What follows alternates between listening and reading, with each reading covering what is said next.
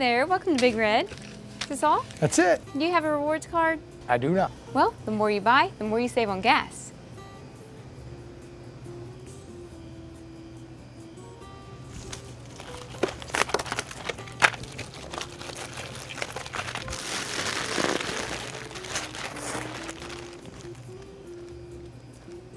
Is this it?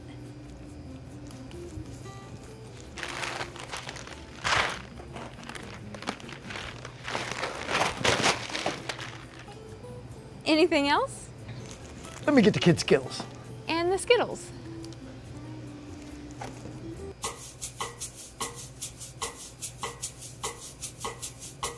Hey there, welcome to Big Red. Hi. You got my Skittles.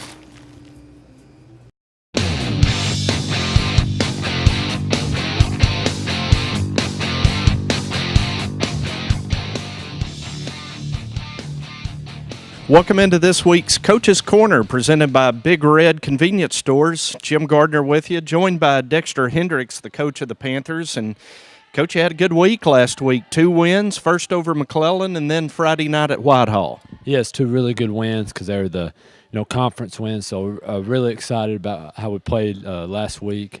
McClellan was a tough game from the very tip to the end of the game. Very hard fought game. They gave us a lot to get better at, look at when we went back on film. And then Whitehall going on the road again, getting a win down there. It wasn't an easy thing either. So really proud of our guys, and hopefully we can carry that over into this week.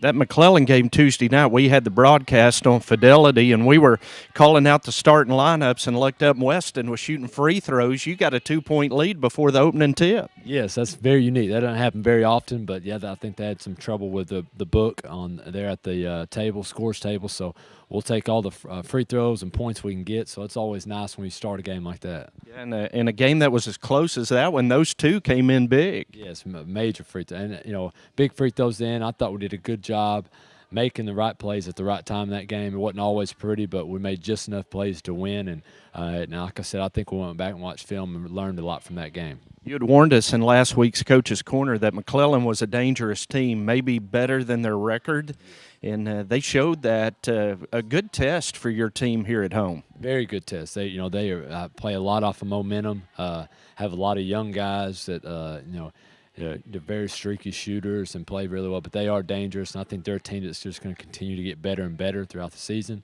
And hopefully we do the same thing, but they're well coached and they play really hard, and so it's never a fun thing playing those guys. Jay Peters took that game over in the fourth quarter. I think he had 12 of your 13 points in the fourth quarter. Just a tremendous night for your junior guard. Yeah, best thing about Jay is when his motor's running really high, and he's just so active. He can make so many things happen.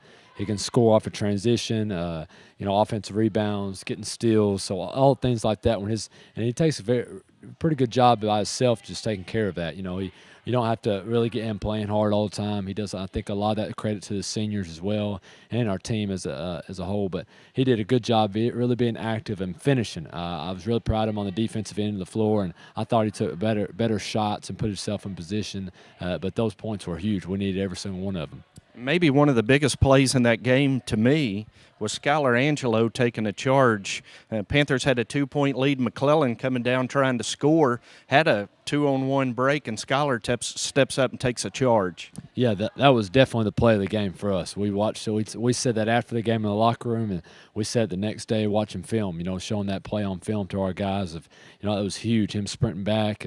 Skylar plays so hard. He sprinted back in transition and put himself in a position to take that charge, and that was a big foul on one of their best players to get him out of the game. And the biggest thing, it gave us the ball back, and that was late in the game. We needed to secure it, and and Skylar just did a great job for us. Very proud of him. Friday night you went down to Whitehall and picked up a win on the road. Always precious this time of year. Yeah, it was very tough. Really back and forth game for a long time, and we knew it would be different. Last time we played Whitehall here, won by I think 40, and we knew it wouldn't be anything like that again. This time of year, it's hard to beat people twice, no more than 3 times especially. So playing those guys was definitely a test for us. They had some guys that dressed out that didn't dress out the first time we played them, and gave us a good challenge. And really, I think it was a 6-point game at the beginning of the fourth quarter. I thought we did a great job having a great fourth quarter. We didn't play well the first 3 quarters and didn't finish very well on both ends of the floor, but the fourth quarter was huge. We didn't miss a free throw in the fourth quarter. Fred Harris had a big fourth quarter for us from the free throw line, finishing, and Weston had a good night for us, I think scoring 19 points and shooting the ball very well. So, didn't start off real pretty, but I'm glad we finished strong. Hopefully we can keep that going this week. And that was kind of a theme in both wins last week, playing strong in the fourth quarter. What do you attribute that to? Well, we try to do a lot of things in practice, put ourselves in what we call special situations, where we had the lead or we're down or we need this, what to look for. Hopefully all 5 of our guys, by the time they get in that game, they've been in that situation before. And I think a lot of it's, most times in the game we have 4 seniors on the floor. I think that says a lot, and they've been through the fire, they've been through the fight for 2 years now, almost 3, and so them being in those situations over and over, there's nothing like game experience. So I think we have to contribute to that, and they're unselfish. They know what they know the roles, they know what they need to do, and when they come together and put all those roles together, it works out really well for us. So you want to finish well in the fourth quarter. That's big in this time of year. You call a timeout in the fourth quarter of a tight game. You bring your guys over to the bench and talk to them. Are they generally a loose group? Do you see them get tied in fourth quarters when it's a close ball game? What's their spirit, their attitude in those moments? That's a good question, Jim. I haven't seen these guys really nervous or uptight very much. Sometimes we'll even try to crack a joke or something like that in a tight situation, but we just try to remind them that they've worked extremely hard for this point and for this time of the game and for these situations like this, and that they've been here before. We've seen them do it in practice over and over, time after again. So we just try to remind them of that and let them know we have nothing but confidence in them. And one thing this group doesn't lack very often is effort, and we feel like if we give that effort and try to play smart, we can live with the results after that. Outstanding. You mentioned Weston and Fred. Who are some other Panthers Friday at Whitehall that stood out to you? Well, Skyler played another great game defensively. Jay had a really good game defensively. Got in foul trouble early, had to sit. And I thought Evan Sims, probably the defensive end of the floor, that was the best Evans played all year long. Played really physical, played tough.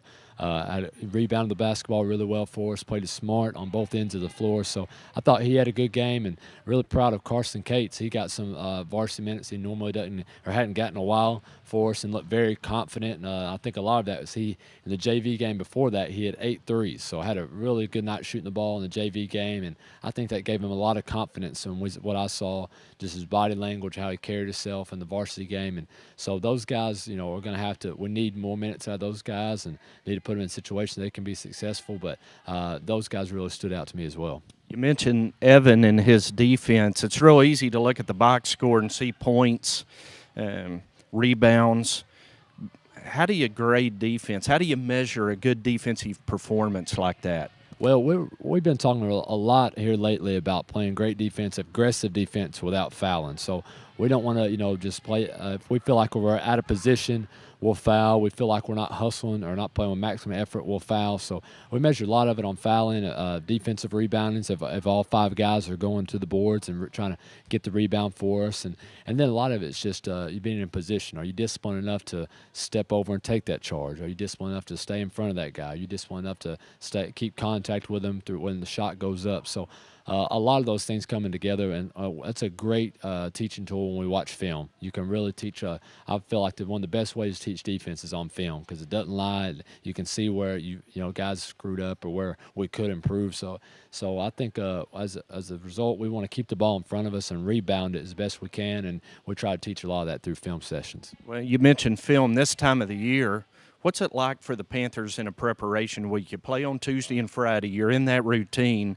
How much time are you spending watching film versus being on the floor with these guys? Oh man, that's a great question, Jim. As coaches, we would like to keep them on the floor for 2.5, 3 hours, but we just can't do that right now. With you're this deep in the season, you need your legs. You need to. Especially if we're not playing as many guys as some teams, so we're only playing about averaging 6-7 guys playing minutes a night in varsity play. So it's a balance. We try to go about 1 hour and 15 minutes. That's what we'll try to do today, and we'll try to fit a lot of it'll be a quick pace. Won't be much lacking time at all in that practice. Try to cover a lot of different things, and it's also a balance on trying to cover the bases. Staying with the fundamentals and trying to improve, and then at the same time trying to go over the scouting report and stuff that Watson Chapel or whoever we're playing will do. So it's a tough balance as a coach. I think the more organized you are, the easier it is, but you have to really take a step back and realize I think that one thing we can control as coaches is making sure we're fresh on game day, and that's so I really got to try to do a better job and really understand that's a very important key to trying to get a win. So tomorrow you'll play Watson Chapel. Today when they come in to watch film, are you watching Whitehall from Friday or are you watching Watson Chapel? Which film will you focus on? Well, we'll actually do both. We'll take 10 clips we feel like we can, whether it's good or bad clip, we can improve on or learn from. So we'll watch 10 clips on the Whitehall game, and then we also break it down in individual clips where we can say, Weston or Shahid or Fred, your clips are your clips are 1 through 5. You need to watch these and see how you can improve. And we have notes on our clips so they can actually go home and watch it themselves. And then we have what we so-called team film sessions where everybody watches these certain clips. So we'll break it down in 10 Whitehall, and then we'll have about 10 to 15 clips on Watson Chapel and their last couple opponents in their games, and try to break it down. Like I said, what we've been doing, what we could do better, and at the same time, how can we get ready for the game tomorrow night? So it's a balance, and it takes a lot of effort. But I think we're finally in a routine of it now. We go on Tuesday and Friday nights. Our kids start to understand where we got to get better and how we can improve. But at the same time, how we can get ready for the opponent. Maybe say just a little bit about huddle. We're familiar with it. Maybe a lot of the folks that follow Panther basketball don't realize what technology has done in terms of being able to watch film. Yes, no doubt about it. I remember my first year coaching, I was at Russellville High School, and of course scouting reports and that kind of stuff, and that was, 6 years ago. You would drive across town or drive and meet someone halfway to exchange film with them on a DVD. Now I think our kids that play for us, they don't even know what a DVD is. They kind of laugh at that, and but it's completely changed the way you prep for a game. I know coaches have worked really well with one another exchanging film, but it's a very neat software that you can your kids can watch film at any time. They have their own account, they can look at it. And it really is a great teaching tool for us. And, Huddle, and then a lot of people are using Crossover in the basketball now, software called Crossover, and it just does a lot of good things for you. You can break down so many different things, and it doesn't take long. The best thing about it is, kids, they don't have to watch the entire game. They can just watch the clips, so we can break it down and say, this is what you need to get better at, or this is what you did well, this is what we did bad. And so it's totally different. Now, I think coaching challenge now is more in X and O's. Used to, you could maybe outwork people or out-scout people or different coaches and programs, but now you can pull up your phone and you can have Watson Chapel sets on your phone right there and what they do and their personnel. And so I think the biggest challenge now is just getting your team to work together, work for one another, like each other. So I think that's a unique challenge now, but it's really, really changed the game. And no more early morning Saturday truck stop meetings to trade film with coaches. So Dexter Hendricks giving us a look behind the scenes at Benton Panther basketball. We're going to step aside and take a break. When we come back, we'll look at the Panther opponents coming up this week, Watson Chapel and Pine Bluff. This is Panther Coaches Corner with Dexter Hendricks on Fidelity Local 6. Customer service is one of our core values, so we talk about it daily. When we make decisions, policies, procedures, new promotions, we really challenge each other to say, how is this going to impact our customers? How can we make that the best experience possible? We need to strive to meet our customers' needs every single day, and those needs change every single day. For all of your internet, television, and phone needs, call Fidelity or visit us online today. Hey there, welcome to Big Red.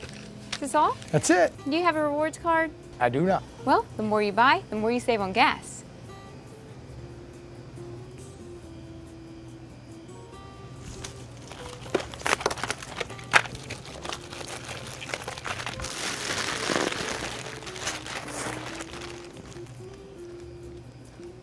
Is this it?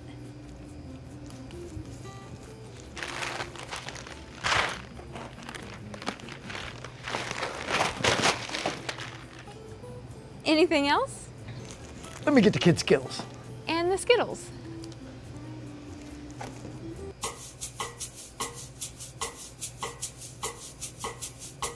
Hey there, welcome to Big Red. Hi. You got my Skittles. Bring home the best in local high school sports with Fidelity Local 6. Catch the players, the rivalries, and the fans that make game days electrifying in your hometown. Watch live broadcasts or on demand with Fido, the whole home DVR entertainment experience. It's the local coverage you want. Fidelity Local 6, the best in local high school sports coverage. God, did you see that? Did you see that? Welcome back to Coach's Corner, presented by Big Red. Dexter, you got Watson Chapel tomorrow night here, a team you beat on the road early on, but another very athletic, competitive team.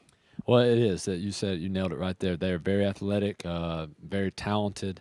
I think bring a lot of speed to the floor, a lot of athleticism. So we're going to have to try our best to keep them out of transition, keep them in front of us the best of our ability, and really finish to be strong on the boards.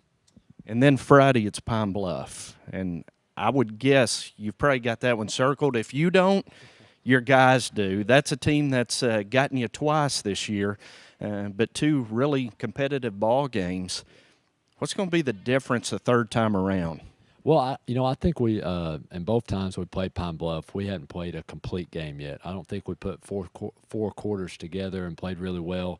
I know the first time we played them, we just didn't have a really good second half, really third quarter especially. And then the last time we played them, I thought we had played better the first half at their place and just really didn't finish plays and shot a really low percentage at Pine Bluff and missed 30 shots from the field and went 1 for 14 from the three-point line. So and still, like you said, it was a competitive game. Still had a chance to win and make it a close game. So we think it's hard to beat a team 3 times in 1 year, and we hope we're a perfect example of that on Friday night.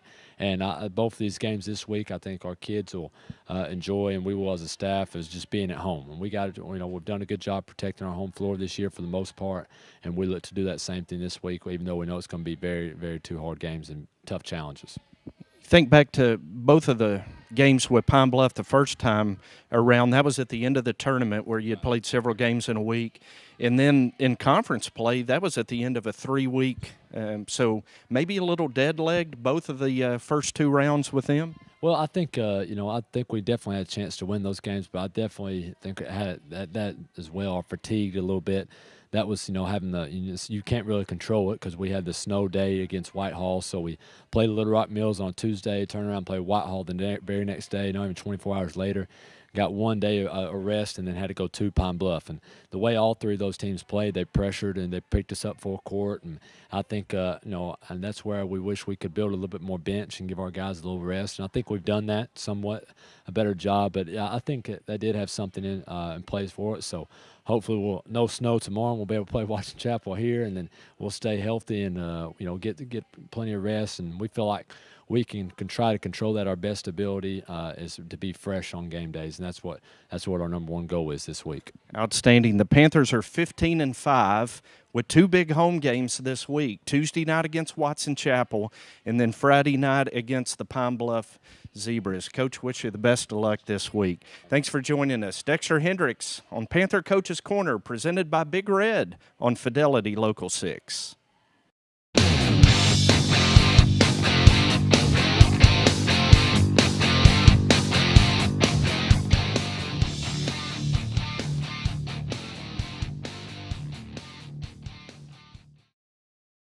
We are leaps and bounds ahead of all of our competitors in all of our markets, which sets us apart. What our internet allows you to do is it allows you to grow and expand and continue to do exactly what you want to do and not see any downtime or anything like that with your service. We're constantly proactively trying to make that our services better for the customer. And it's a tops down thing. It's from the executive team all the way down to our customer care agents. Everyone really truly cares about it, which makes Fidelity a unique company to work for.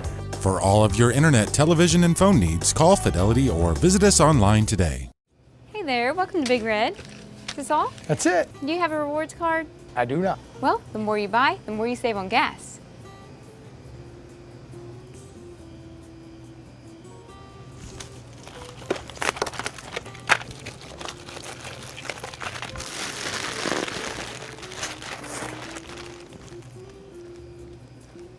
Is this it?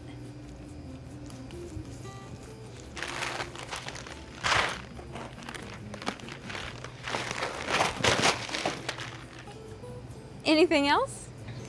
Let me get the kids' Skittles. And the Skittles.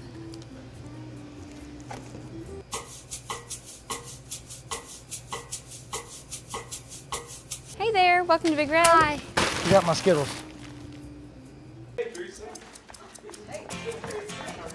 Bring home the best in local high school sports with Fidelity Local 6. Catch the players, the rivalries, and the fans that make game days electrifying in your hometown. Watch live broadcasts or on demand with Fido, the whole home DVR entertainment experience. It's the local coverage you want. Fidelity Local 6, the best in local high school sports coverage. God, you see that?